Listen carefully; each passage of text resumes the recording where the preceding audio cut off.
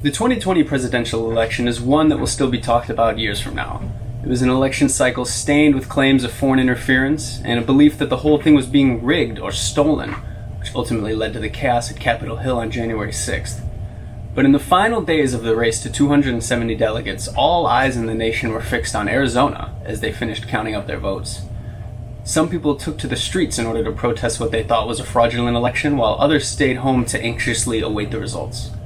Tonight, on 10 Minutes in State Hall, we will be joined by two guests that will help us take a closer look at Arizona's impact on the 2020 presidential election, how redistricting has affected voters in the state, and the power of Arizona's indigenous voters, which ultimately helped Joe Biden make it into the Oval Office.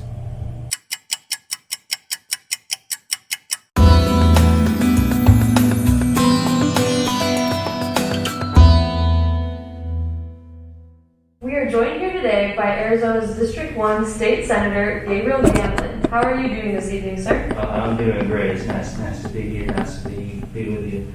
I just wanted to start out by saying, just to preface everything I say, is that I am not pro-gerrymandering. I know there might be a little, I might ruffle some feathers or some confusion about what a lot of me and my other colleagues in the state are about. I just want to preface by saying that's not what I'm about, and anything I want to say, just get that out there. Okay, thank you for that statement. Do you think that redistricting is beneficial to the Republican Party?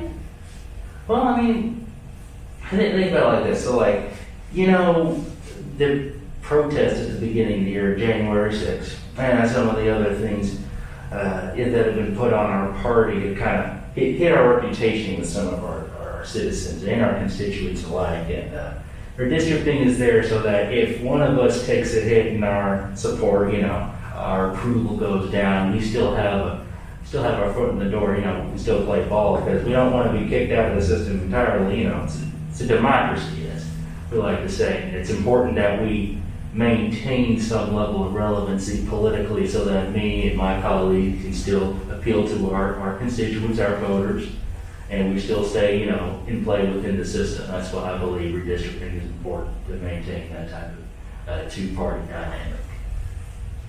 Got it. Senator Gamlin, what are your thoughts on the redistricting commission? Well, the commission, I'm sure they're kind people. They don't want to do too much harm, but it seems like they're trying to. Like a lot of these people, mostly leftist Democrats, I see in the commission, wanted to try to put our ass to the fire about. They said that the lines that we were trying to draw were unfair. They wanted to restructure the way that we do that, and they've got some drafts going up now. But it was easy enough to get around what they wanted. We just took one of the districts, renamed it, and we got it back because if trying to take away our power, and redrawing the lines, if anything, they just got us a bit closer to what we want because the courts made it so that they can't decide what we do, how we draw it. And I feel like this commission is trying to bring power back to the people. Well, I say the people had more power before they tried to, force their little agenda into how we run things, Right. It appears you feel very strongly about maintaining some level of control over the districts. Is that right? Yeah, it's important that, I think it's important that, I'll be able to have representation within our state senate, make sure that I still have my foot in the door there because you look at some of the things that people want.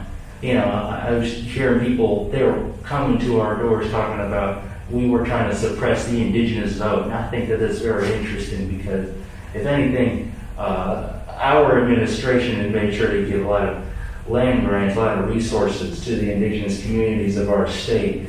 And yet, because they're not recognized as, normal counties, normal citizens as some other Americans, and they're trying to contest that we're trying to suppress their vote, but I was under the impression that they didn't want to be a part of our system, so I don't know what these Democrats really want when they're saying that. It seems to me that they're trying to have it both ways, and that doesn't fit together well with what I'm pretty sure we're trying to do here in our state.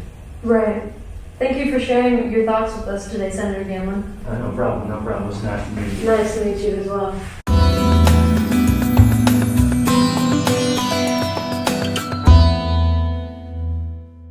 Hello and welcome. Why don't you start off by introducing yourself to the audience and telling us a little bit about why you're here today? I'm from the organization Our Voice, Our Vote, one of Arizona's actions for progressive change in public policy. Our member-led organization addresses vital issues in the community, mobilizes our voters, and holds elected officials accountable. I'm here today to talk about how our independent commission in our home state is getting away with gerrymandering on the basis of race. Wow, seems like straight away we are going into a very controversial but necessary discussion. Where would you say the bulk of the issue occurs? Is it in any specific districts or counties, or maybe both? The eminent issue is in District 1. If we take a look at the main counties that make up District 1, the picture becomes clear very quickly. And why is that? So District 1 is made up of 8 counties, 5 of which are overwhelmingly white. The makeup of District 1 is strategically designed this way. It's to counterbalance the voting power of a significant population of indigenous people in both Apache and Navajo County. It's also designed this way to counterbalance the majority of Latino votes coming out of other districts and the Latino votes within District 1. So if we take a look at the ethnic backgrounds of people within District 1, specifically within Apache and Navajo County, we'll see a majority of indigenous population. And if we look at Greenlee County, we'll also see a massive population of Latino people that are contributing to a Democratic vote and are being oppressed by this redistricting and this strategy of packing them into one district. Okay, so 2 main tactics used in gerrymandering are cracking, which is the spreading of the opponent party's voters across many districts, and then packing, which is the concentrating of the opposing party's voters into fewer districts. Both of these tactics are used to reduce the opposing power's overall voting power. Do you see these methods being used in this particular case? Yes. The rules of cracking and packing state the ideal percentage to gain in a district is 55%, while keeping your opponent below 40%. We can see similar percentages in the counties of Pinal and Gila. They're the only counties that on their own reach 55%. So the other counties had to band together to create a super district to create this white majority to overpower the ethnic vote.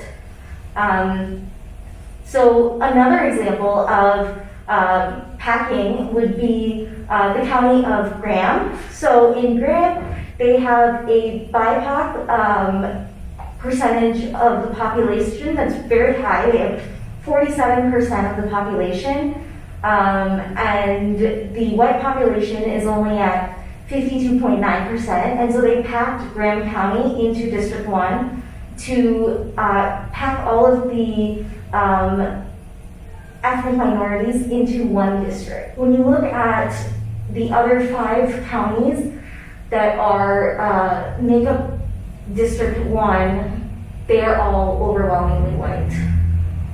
Now we know when the commission starts redrawing these district lines, their goal is to lessen the chances of gerrymandering, but they cannot always eliminate it completely.